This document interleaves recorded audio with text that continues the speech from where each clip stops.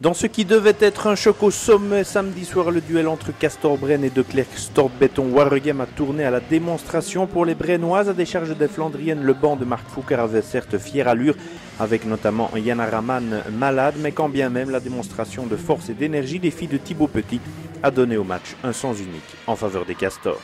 J'ai trouvé mon équipe avec énormément d'énergie aujourd'hui. Elles ont vraiment tout donné pour essayer d'avoir les meilleures vacances possibles. En tout cas, j'ai été très surpris du rythme qu'elles ont pu mettre durant toute la rencontre, finalement. Donc très content, très fier d'elles, parce qu'elles ont été chercher l'effort plus aujourd'hui, parce qu'elles étaient fatiguées. Il y avait pas mal de petits bobos musculaires. Donc mentalement, elles ont répondu présent et tant mieux.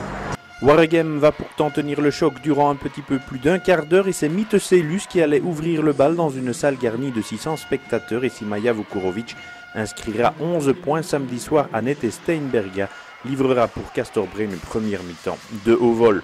La lettonne du club Brabançon plantera 17 de ses 21 points en première période et avec Céleste Tran-Davis, elle mettra son équipe sur orbite. Nele Deyart puis Shanavia Daudel pour les Flandriennes autoriseront bien Waregem à mener 7 à 8.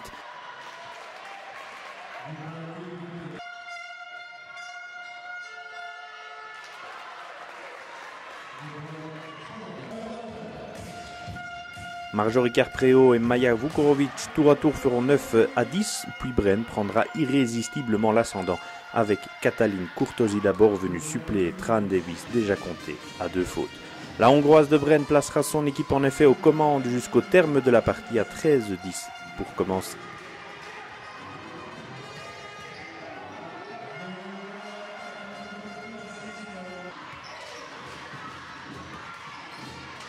Marjorie Carpreo et donc Annette Steinberga feront 17-11, on l'a dit.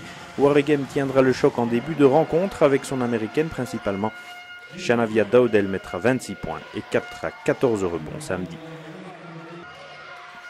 Miteuselus suivra le mouvement et les filles de Marc Foucault resteront encore accrochées à 21-17 par son américaine toujours.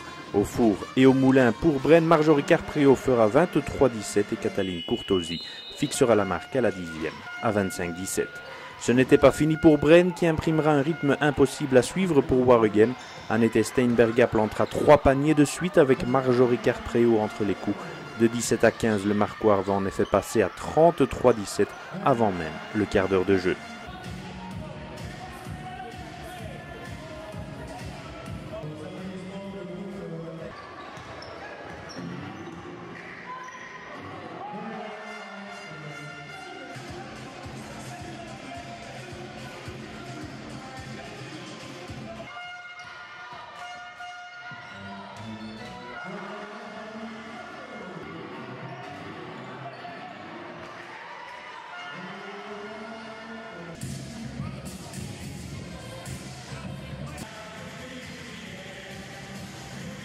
Annette Steinberga avait donné le tournis à la défense de Waregem qui n'allait plus réagir que sporadiquement avec Maja Vukurovic notamment.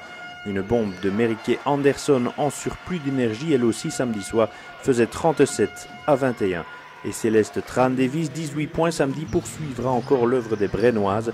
De Klerk Stortbéton Waregem devait bien faire preuve d'impuissance dans cette partie et comme si cela ne suffisait pas, Annette Steinberga aligne à longue distance également pour fixer ensuite les chiffres à 48-29 à la pause, la première véritable dans ce match emballé par Brenne.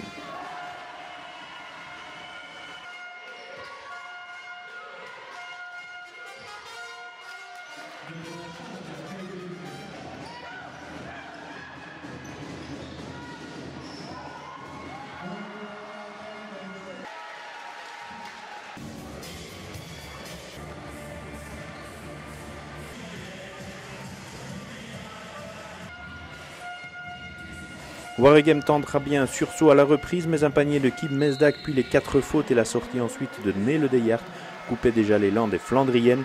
L'écart avait passé la barre des 20 unités malgré les efforts de Miteuselus. Céleste Tran-Davis portait le coup de grâce déjà et il n'y en avait plus que pour Brenne ensuite.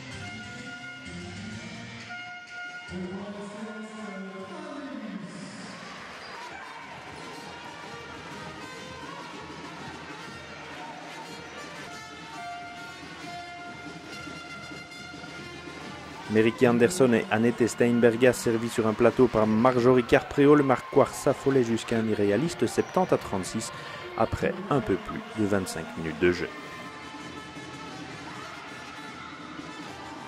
Le dernier quart d'heure ne changera plus fondamentalement la donne dans ce match à sens unique. Castor-Brenne continuera à faire le show sans que Waregem ne trouve véritablement une réponse. Mais il était clair aussi samedi que les Brennois évoluaient un ton au-dessus de leur adversaire, ce que ne pouvait que concéder Marc Foucard, le coach de Waregem. Oui, c'est vrai, au niveau de rotation, on avait déjà des problèmes. On a aussi quelques joueuses qui n'étaient pas 100% en plus. Et c'est vrai, le week-end passé, Yana Raman était la meilleure marqueuse. Avec elle, ça pouvait être différent. Mais je dois dire que Castor-Brenne, jusqu'à maintenant, est pour moi la meilleure équipe de notre championnat. C'est une équipe très physique, efficace. Et avec Marjorie comme meneuse, c'est vraiment une équipe qui tourne bien. Vous avez tenu un petit peu le coup, un petit peu plus d'un quart-temps. Qu'est-ce qui a fait la différence ensuite? C'est le rythme qui est difficile à suivre? Oui, le rythme un peu, mais surtout le physique. Chaque duel, ou presque chaque duel était pour Castor. Donc ça joue un rôle et on voit ça que cette joueuse, la plupart ou presque tous sont des pros, beaucoup de musculation et on utilise ça très bien pendant un match. De 71-43 à la demi-heure, l'écart allait se stabiliser autour de la trentaine de points et dire encore que Brenne va s'adjoindre les services d'une joueuse supplémentaire, l'américaine Brittany Spencer, qui rejoindra le groupe pour la reprise des entraînements le 27 décembre. Un atout, mais une donnée supplémentaire aussi à gérer pour Thibaut Petit, le coach des Castors. Aujourd'hui, en tout cas, on est monté en puissance sur le match. Je crois que Waregem était à notre rythme au départ. Et puis après, on est resté nous sur le rythme et Waregem a diminué peut-être un peu son tempo et on a eu beaucoup de paniers faciles et ce qui nous a aidé de prendre confiance aussi. Et on a resserré défensivement parce que le premier carton on prend 17 points, c'était trop et puis après on a fait que de mieux en mieux et ça c'est positif.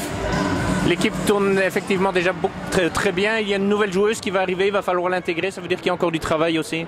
Oui, on doit intégrer une nouvelle joueuse dans un groupe qui tourne bien. C'est très positif évidemment. Maintenant, c'est aussi en milieu de saison pas toujours évident. Donc voilà, c'est notre job au mois de janvier. On a des gros matchs au mois de janvier à ne pas perdre. On a un gros match en début février en Coupe de Belgique. Donc il va falloir maintenant bien se préparer et écrire une nouvelle étape. Maintenant, on va profiter des vacances. Elles peuvent savourer. Mais en janvier, chaque match a son histoire. C'est une nouvelle histoire qui commence.